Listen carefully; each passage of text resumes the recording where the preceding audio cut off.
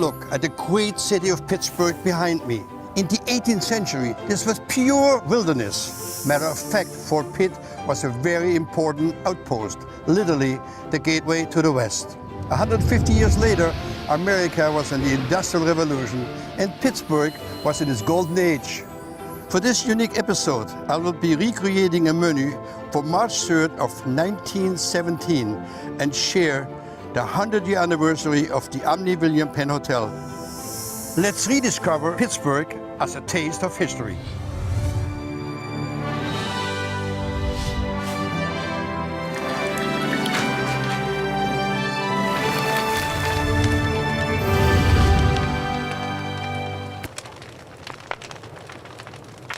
Chef Brian, so glad to be here at the Omni-William Penn It's fantastic to have you.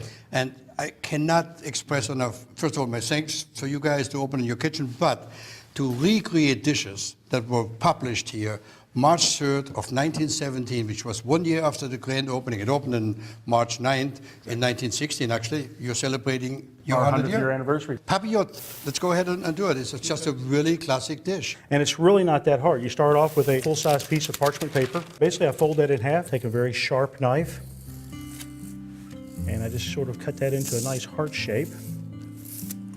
So then I'll open that back up, and I'll basically just work on the one side here. I'm doing a little bit of black forbidden rice with this. It's a little bit more of an upscale rice, but I like to put a little something down on the bottom. And I'll lay that out, put a little bit more of the starch inside of it, whether it's a fingerling potato or rice or anything like that. What I really like about this dish is, A, the simplicity of it, but two, it's just the way the flavors all complement and build on each other. Yeah, a little bit of fresh tarragon right in the middle. I just want to put just a little bit of salt and pepper onto this. Trout is a very delicate fish, and you don't want to overpower it. You just want to accentuate the natural flavor. So when I get to this point, I basically just want to fold it over and let all that goodness kind of stay inside. A couple of slices of lemon, just a little plot of butter on the top, a little bit around the edge of the paper.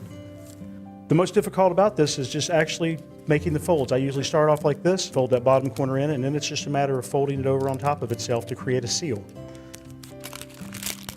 And then when I get to the end, I kind of give it a little twist, pop it back over. So Chef, we're gonna put that in the pan. Yep. We'll take this off to the oven. Put the starch in here with the rice, probably about 10, 11 minutes, 450. Fantastic. We're done. The flavor stays all inside, so once you penetrate the parchment, it releases the flavor. We have our fish out of the oven, and as you can see, the parchment has puffed up quite a bit, and the way this would have been served 100 years ago is just like you're seeing it, on a nice platter. The server would have pulled back your parchment, and inside you'd be left with this delicious fish. Look at the flavors of the veg, the flavors of the rice, a little bit of lemon, the tarragon, just so spectacular. Make sure you save room. There's a lot of room. Don't you worry about it.